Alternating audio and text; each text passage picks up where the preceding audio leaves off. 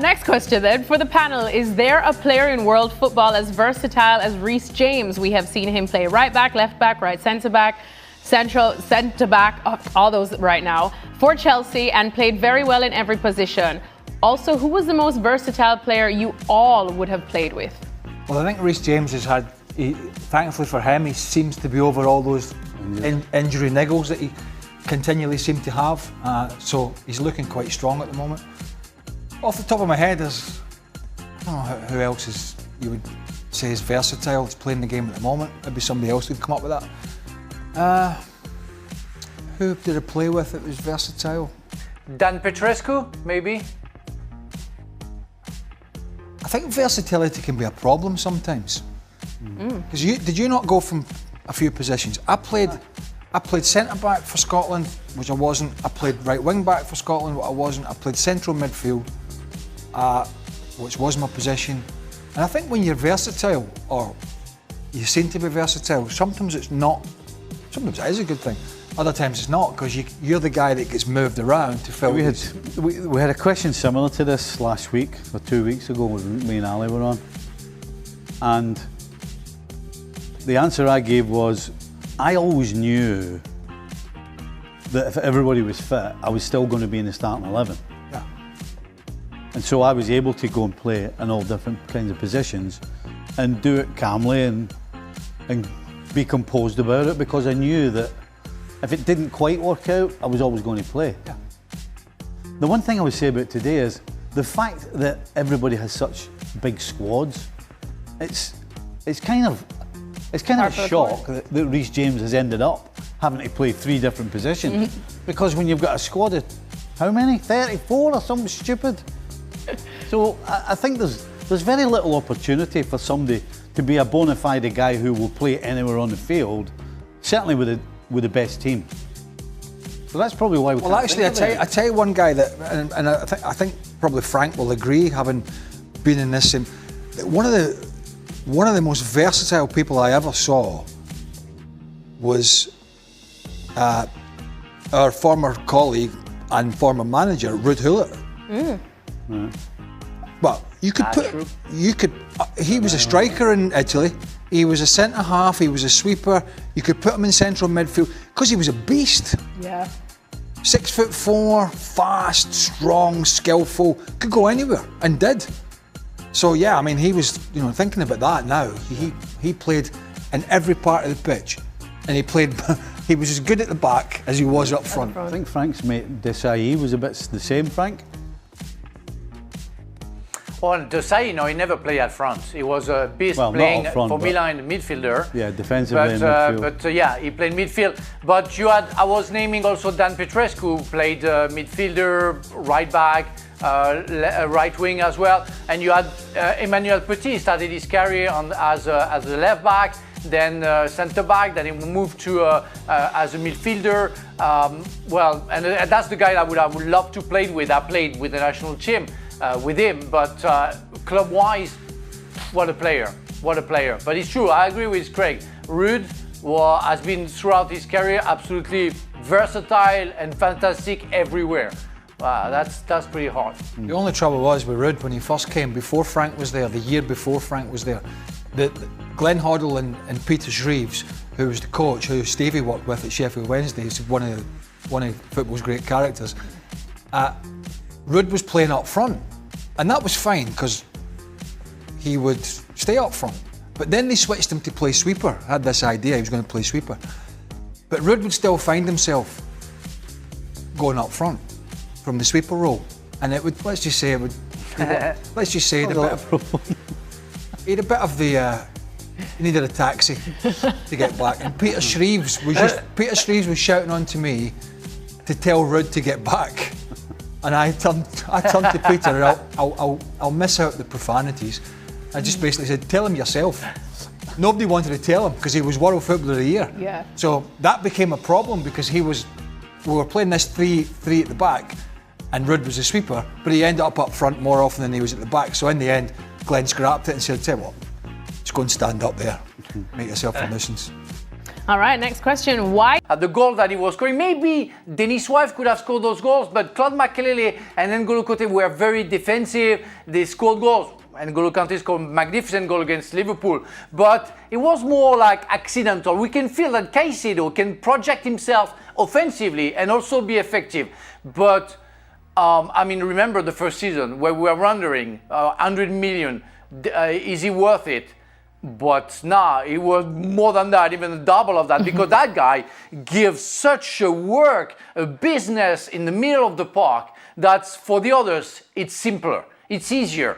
And again, we go back to that generation of fantastic midfielders, defensive midfielders, with Denis, YZ, our captain, Craig and I, but Claude Makélélé and N'Golo Kanté. Now we have Kaisedo, those fantastic players who give their lives every game. And with the feeling, with the heart, because you know we used to call them water carrier.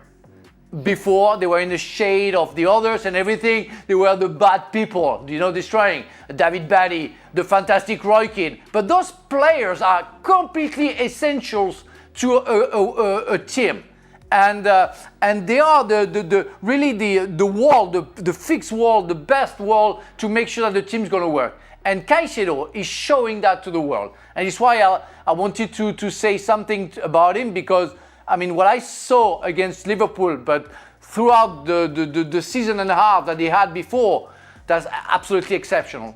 I think Frank, I might be right in saying Frank just called Roy Keane a water carrier. I was thinking that. I thought it was a bit harsh. To be fair to Roy, I think there was a few more facets to his game than that. But I know what you mean. He was a guy that did a bit of everything. Caicedo, don't forget he struggled when he first came in. But it was a difficult side to come into because it was, you know, there's a lot of changes at Chelsea, there's a lot of young players, and it was a transfer merry-go-round. It was a squad merry-go-round. But I think for those that saw him at Brighton, knew he was a very, very good player. Liverpool tried to sign him and Lavia. Yep. Lavia's had more sort of injury issues. But Kaisedo just looks, he is a little every now and again he'll do some rash things in terms of making challenges that he's never going to win.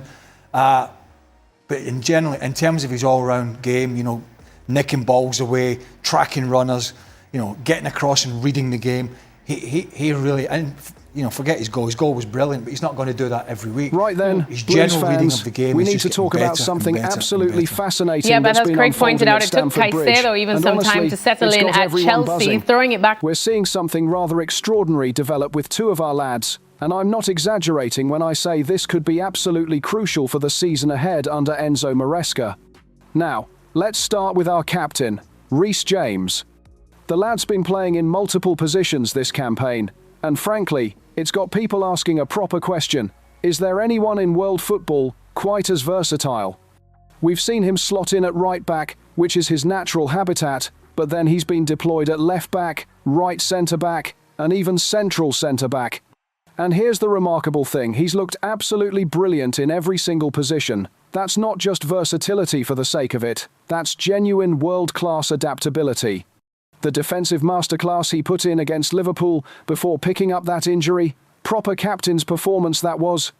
But before we go any further, if you're loving this kind of exclusive Chelsea content and want to stay ahead of the curve on everything happening at the Bridge, make sure you hit that subscribe button and turn on notifications. We're bringing you the inside track on all things Chelsea, and trust me, you won't want to miss what's coming next. Now, speaking of that Liverpool match on October 4th, it was a massive 2-1 victory for the Blues, with young Estêvão Willian grabbing a 95th minute winner that sent Stamford Bridge absolutely mental. James played the full 90 minutes and delivered a standout performance, though he did pick up an injury during the match, a nasty gash on his shin that he posted on Instagram afterwards.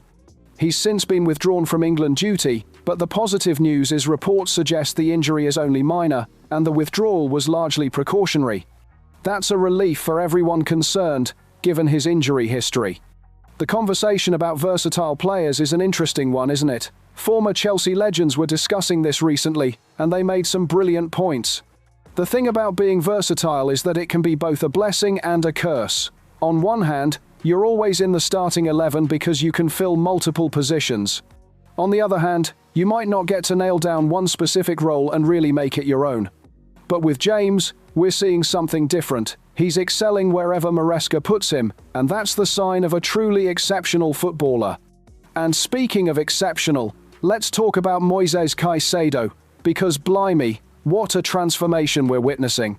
Following the conclusion of the 2024-25 season, Kaisedo was rewarded for his extraordinary performances with the Chelsea Player of the Season award, becoming the only Chelsea player in the current squad to have started all 38 Premier League fixtures across the season. That's the kind of consistency and reliability that wins you trophies. This season, he's been absolutely sensational. Against Liverpool, he opened the scoring with an absolute rocket into the top corner in the 14th minute, and Premier League legend Alan Shearer couldn't praise him enough, saying Kaisedo's performance had a bit of Frank Lampard, it had a bit of N'Golo Kanté, and describing him as absolutely sensational. He was voted Premier League Player of the Match Week for Match Week 7 following that display, picking up 31% of the fan vote. He's now Chelsea's joint highest scorer in the Premier League this season, with 3 goals, which surpasses his total from the previous 2 campaigns combined. Remember when people were questioning the £100 million price tag? Remember when he struggled a bit in his first few months at the club? Well, those doubts have been absolutely obliterated. Throughout 2025, Kaisedo has been ranked among the best defensive midfielders in the world, and you can see why. His reading of the game, his ability to nick the ball away, track runners, and break up opposition attacks, it's all there. But what's really impressed is his development going forward.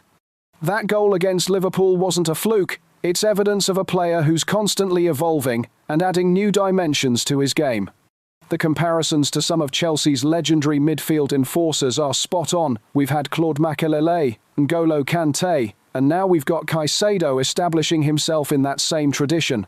These are the players who do the dirty work. The water carriers, as they used to be called, though that's a bit disrespectful, isn't it? Because without players like Kaisedo providing that solid foundation, the flair players can't do their thing. He lifted his first trophy with the club when Chelsea defeated Real Betis 4-1 in the 2025 UEFA Conference League final, where he scored a stoppage-time goal. Then in August 2025, he made his 100th appearance for Chelsea, scoring in a 5-1 victory over West Ham United. What's particularly encouraging is how Maresca is using both these lads. James's versatility gives the manager tactical flexibility that's absolutely invaluable, especially when you consider the squad rotation needed across multiple competitions. And Kaisedo? He's become absolutely undroppable. The engine room of this Chelsea side runs through him, and even Gary Neville called him the best midfielder in the Premier League after the Liverpool match. Looking ahead, there's genuine optimism building at Stamford Bridge. Maresca has already delivered silverware, winning the UEFA Conference League and the FIFA Club World Cup in 2025, and if players like James and Kaisedo continue performing at these levels, there's no reason why this team can't kick on and challenge for the biggest honours. The beauty of what we're seeing is that both players have shown incredible character. James has battled through injury problems that would have broken lesser players, and he's come back stronger each time. Kaisedo had to deal with the pressure of that massive price tag and the inevitable comparisons, but he's silenced every single critic with his performances. So, when people ask whether Reece James is the most versatile player in world football, you can make a very strong case for it. And when people question whether Kaisedo was worth the investment, just point them to his Player of the Season award and his performances this campaign. These two are absolutely fundamental to everything Chelsea are trying to achieve under Maresca, and if we're going to mount a serious challenge for silverware, we'll need both of them firing on all cylinders. The squad depth is there, the quality is there, and most importantly, the mentality is there. That's what wins you football matches and, ultimately, trophies. Come on you Blues.